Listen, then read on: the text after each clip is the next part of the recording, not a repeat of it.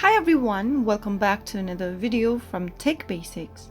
In this episode, we are going to be learning how to change currency on a Wish application.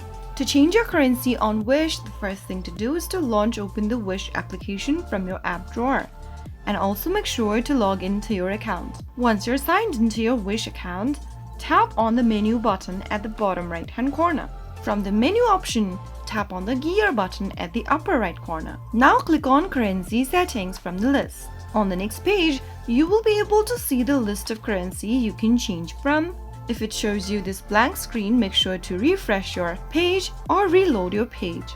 Select your preferred currency from the list if available, and then you will be able to change to a different currency.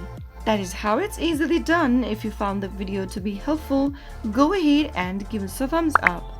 Don't forget to subscribe to the channel by hitting the subscribe button. Press the notification bell so that you'll never miss another upcoming upload from us. I will be back again in the next video. Thank you for watching.